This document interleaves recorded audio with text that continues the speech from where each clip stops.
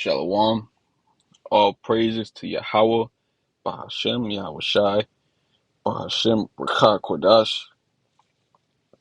All praises to Yahweh, Bahashem, Yahweh Shai.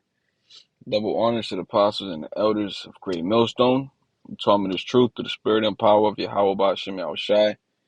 And peace and salutations unto the hopeful elect, whoever you may be. This is Tawal Pariyah from the Providence, Rhode Island camp. And the Spirit moved me to jump into the second Esdras, the 7th chapter, starting at the 6th verse. I don't have anything in particular written, but whatever comes out, I hope that I get my point across, and that it's edifying and a worthy sacrifice unto the Lord. But this is second Esdras 7:6, as it says, "There is also another thing. A city is builded and set upon a broad field, and is full of all good things. The entrance thereof is narrow, and is set in a dangerous place to fall, like as if there were a fire on the right hand, and on the left a deep water." So going into the 6th verse, as it says, a city is builded and set upon a broad field, and is full of all good things. You read in the book of John how Yahweh Shai said he was gonna leave and build something, right? Let me see if I can find it. Okay, I'll start at the top. John 14:1. "Let not your heart be troubled. Ye believe in the Most High, believe also in me. In my Father's house are many mansions. If it were not so, I would have told you. I go to prepare a place for you," which is the point. It says, "And if I go and prepare a place for you, I will come again and receive you unto myself, that where I am, there ye may be also. And whither I go ye know, and the way ye know." All right, so that place that he's going to prepare is talked about here in Second Esdras, the 7th chapter, as the 6th verse goes into a city is builded. All right, it's builded and set upon a broad field, and is full of all good things. All right, the kingdom of heaven. All right, the kingdom of heaven, as it is in heaven. How does it go? Let your will be done as it is in heaven. Let me see if I could pull up this verse right here. Right, Matthew 6:10. "Thy kingdom come, thy will be done in earth as it is in heaven." All right, going into the kingdom being the city that is built. All right, it's going to be established here on earth. All right, so just to continue, verse 7, "The entrance thereof is narrow, and is set in a dangerous place to fall, like as if there were a fire on the right hand, and on the left a deep water." Right, and that fire on the right hand, and that left a deep water, representing trials, tribulation, because essentially the fire and water are both purifying agents. Okay, those are the things that are gonna try and purify you as you walk through that narrow path. All right, you don't want to go too far to the left or too far to the right, because essentially you don't want to drown or burn to death. And that's in this walk, in this walk of trying to prove your your worth to Yahweh Ba'ashem Yahweh Shai. Essentially, we all working out our salvation with fear and trembling, in hopes that we make it. Uh, we make it on them chariots, because those chariots are those are ships that will keep you protected from the said judgment that's coming. Verse 8 says, and one only path between them both, even between the fire and the water, so small that there could but one man go there at once. So in this path, in this walk, you can't hold anybody's hand and walk side by side, right? It says you got to go in one by one. And that's essentially what the case is for every single person seeking salvation. Okay? Seeking salvation is the key thing. Um,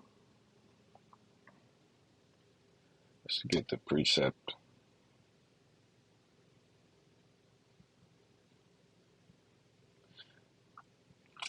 Philippians chapter 2 and verse 12.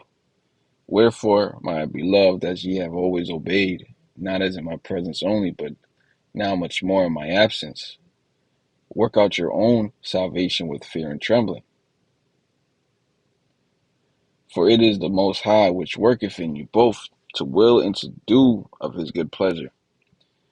Do all things without murmurings and disputings, that ye may be blameless and harmless, the sons of the Most High, without rebuke, in the midst of a crooked and perverse nation, among whom ye shine as lights in the world, holding forth the word of life, that I may rejoice in the day of the anointed, that I have not run in vain, neither labored in vain.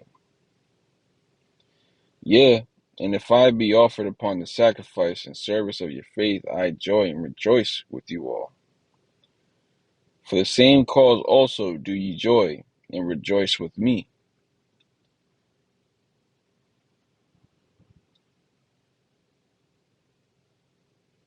Slack you. All right. So bringing it back to Second Esdras, the 7th chapter, going into how there's no man that can go in at the same time, but one after the another, as Yahweh Shai had mentioned that, I believe it was Yahweh Shai, broad is the way, um, narrow is the gate. Yeah, Matthew 7 and 13, pretty much reiterating what we read in Esdras. Enter ye in at the straight gate. That word straight meaning a position of difficulty, okay? Discomfort, which is what that fire and that water is going to bring to you. It says, for wide is the gate and broad is the way that leadeth to destruction, and many there be with going thereat. All right? It leads to destruction. The easy way leads to destruction. Because straight is the gate, and narrow is the way which leadeth unto life, and few there be that find it. Essentially, it's like you would appreciate something more if it took more to get it. And not everybody is built for that. You know, we pray to be of the hopeful elect because we read how the hopeful elect, the righteous, they're the ones that is built for that. You know? So going back real quick to 2nd Ezra 7 in verse 9. If this city now were given unto a man for an inheritance, if he never shall pass the danger set before it, how shall he receive this inheritance? And I said, it is so, Lord. Then said he unto me, even so also is Israel's portion. Because for their sakes I made the world, and when Adam transgressed my statutes, then was decreed that now is done. Then were the entrances of this world made narrow, full of sorrow and travail. They are but few and evil, full of perils and very painful. For the entrances of the elder world were wide and sure, and brought immortal fruit. If then they that live labor not to enter these straight and vain things, they can never receive those that are laid up for them. Again, you know, the easy way is not the way to go because it leads to destruction, as we read in Matthew. But that narrow path, that straight gate, is is the way that we shall receive our inheritance as the nation of Israel, and then it's our portion, as it explained, from the transgression of Adam. All right, transgression of Adam came sin into the world. It started off with Eve, then trickled to Adam, then now here we are today.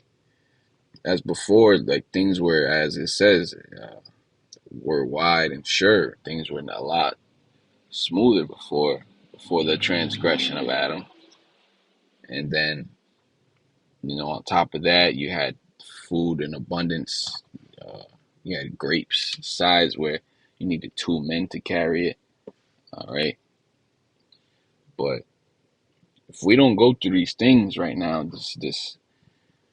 this roughness, all right, this straight, right? If we don't endure these curses that we brought upon ourselves, then how are we going to be worthy enough to inherit the kingdom, righteousness, immortal bodies, clean thoughts, righteous ways? Therefore, it's an inevitable thing for Israel to go through because, um, as it says in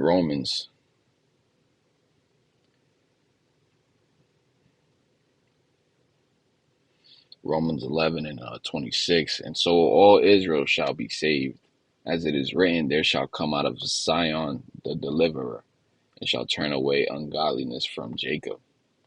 For this is my covenant unto them, when I shall take away their sins. All right. So all of Israel is going to have to go through this straight and narrow path, whether they like it or not. On this side here, before the second death occurs, um, there will be people on the planet that's going to be working out their salvation with fear and trembling. But then there's going to be others that take it for granted, loathe the law of the Most High, not give glory unto his name that is due. Therefore, they're not going to receive the reward of the righteous. They're actually going to actually there's a precept that let me see. Yeah, it's actually further down. Let's just keep reading. Verse 14 says, if then they that live labor not to enter these straight and vain things, they can never receive those that are laid up for them. Now therefore, why disquietest thou thyself, seeing thou art but a corruptible man, and why art thou moved, whereas thou art but mortal? Why hast thou not considered in thy mind this thing that is to come, rather than that which is present? Then answered I and said, O Lord, that bearest rule, thou hast ordained in thy law that the righteous should inherit these things, but the ungodly should perish. Nevertheless, the righteous shall suffer straight things and hope for wide. For they that have done wickedly have suffered the straight things, and yet shall not see the wide. See that? So the ungodly, the ungodly Israelites, they're gonna receive death on this side. Their mortal bodies that they're in now, they're going to be, how do you say? I want to say the word cremated by the fire that's coming. But in the kingdom of heaven, that's when they're gonna be, brought back into their rightful mind in a righteous spirit, the laws in their inward parts in their new bodies, and that's when we all will dwell in what? In that city that is builded and set upon a broad field and is full of all good things. So I don't really have like a title for this lesson, but I guess the point that I wanted to bring out was just how we're gonna have to go through these things in order to get to the kingdom. Um, all right, let me see here.